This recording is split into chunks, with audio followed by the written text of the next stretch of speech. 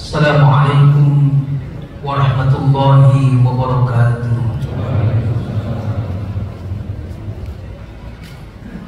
Alhamdulillahilladzi syara'a lana bi syari'atil Islam wa alafa baina qulubina bil ukhuwatil Islam wa amarna an nusliha ma'ishatana li nailil ridha was sa'adah wa naqumu bil wajibati fi ibadatihi wa taqwa.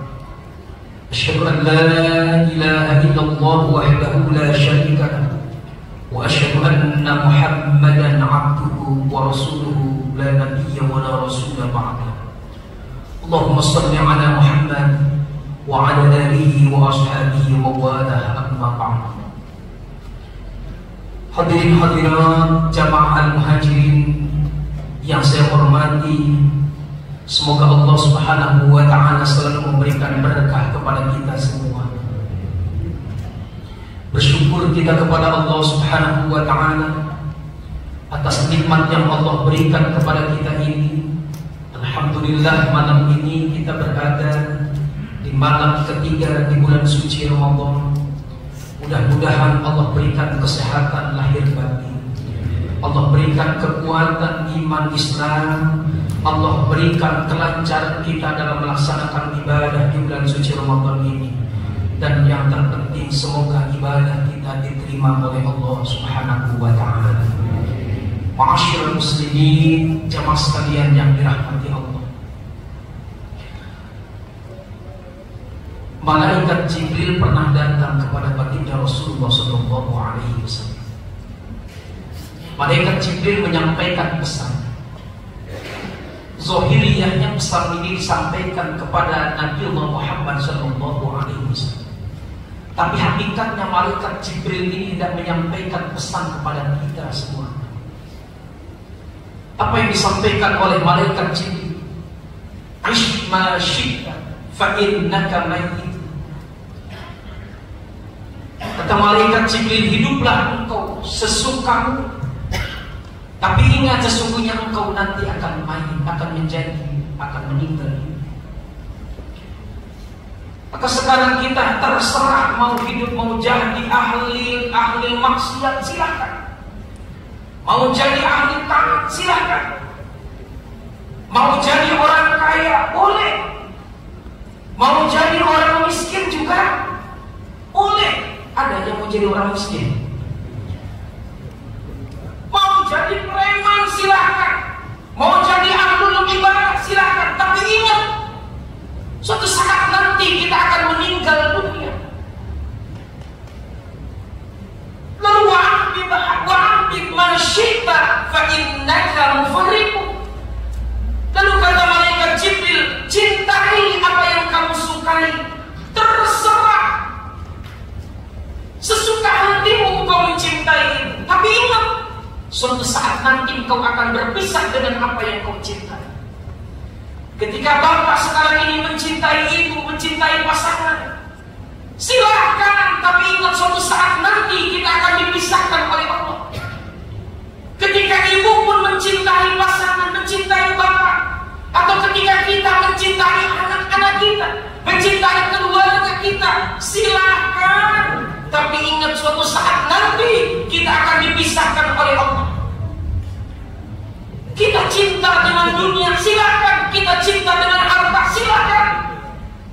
Allah nanti akan memisahkan kita. Dan nyata saja, mereka orang-orang yang kita cintai, Bapak, barangkali di antara kita ada, ternyata ada di antara kita yang istrinya telah lebih dahulu dipanggil oleh Allah, dipisahkan kita. Bahkan bapak ikut turun ke kuburan, injekin kuburan biar kencang, biar gak balik lagi.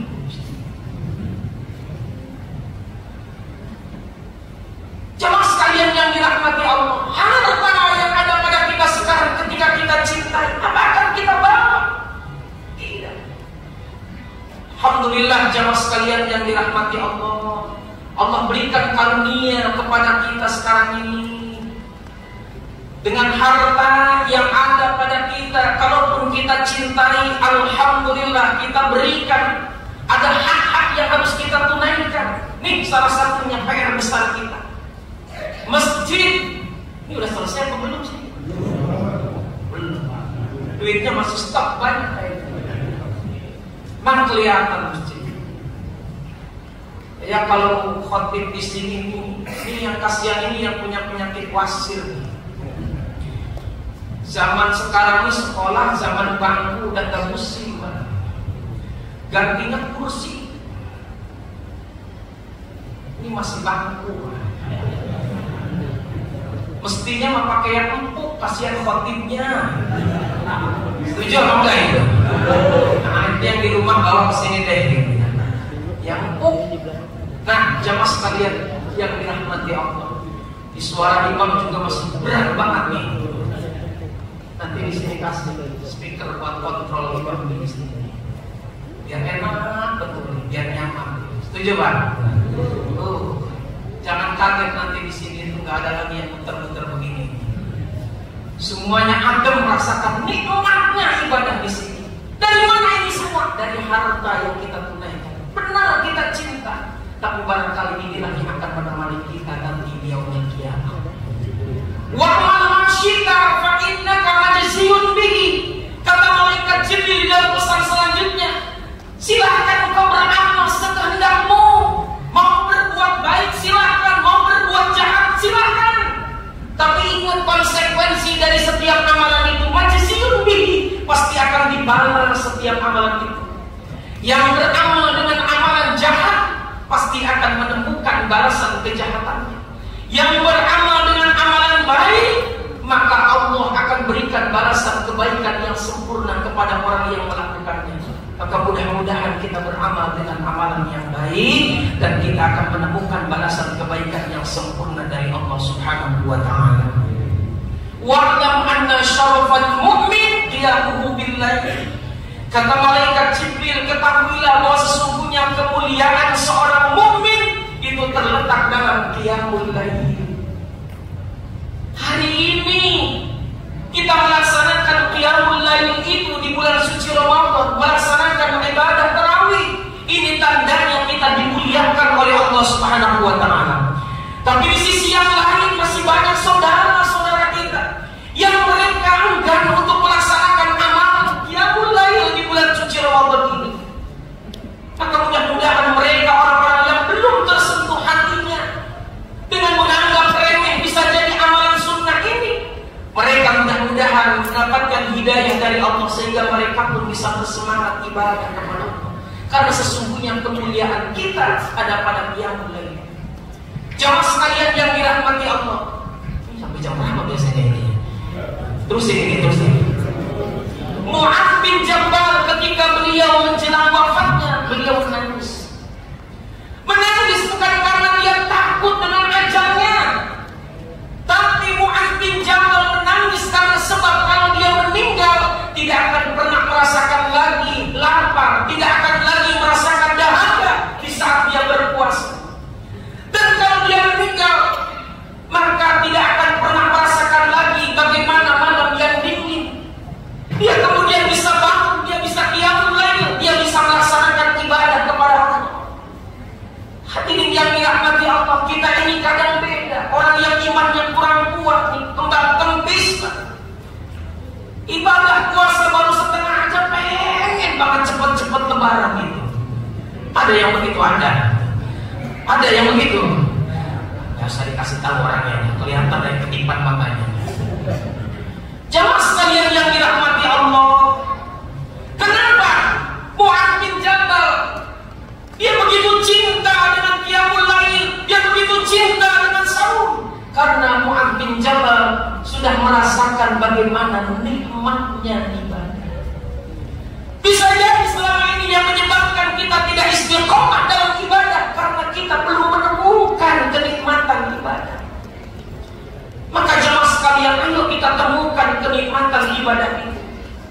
Bisa jadi dengan sebab mujahadatun nafsi, dengan sebab kesungguhan hati kita akan menemukan kenikmatan itu. Kenikmatan hati yang dimaksud sehebat apapun kehendak keinginan kita untuk bisa ibadah, tapi kalau hati tidak pernah menguatkan, hati tidak pernah untuk mau melakukannya, bisa jadi tidak akan pernah terlaksana ibadah itu. Termasuk dalam mujahadatun nafsi, bagaimana seseorang bisa menjaga dan bisa mengendalikan hawa nafsu. Karena sesungguhnya hawa nafsu bisa merusak setiap tatanan ibadah yang kita lakukan kalau kita tidak pandai untuk mengendalikan. Barangkali orang akan berpikir, daripada sekarang ini sholat tarawih, lebih baik kesempatan belanja, mumpung masih sepi, masih belum ramai, orang kemudian pergi belanja. Mumpung masih orang-orang belum pada kemana mencari tempat untuk hiburan, kita sudah duluan mungkin. Begitulah orang-orang yang hatinya, yang nafsunya tidak bisa dikendalikan. Jamaah sekalian yang dirahmati Allah, atau bisa jadi kita bisa mengendalikan hawa nafsu itu dengan cara kita bermaksiat, meninggalkan kemaksiatan yang kita lakukan. Jujur, setiap saat, setiap hari kita ini selalu saja dihadapkan dengan kemaksiatan.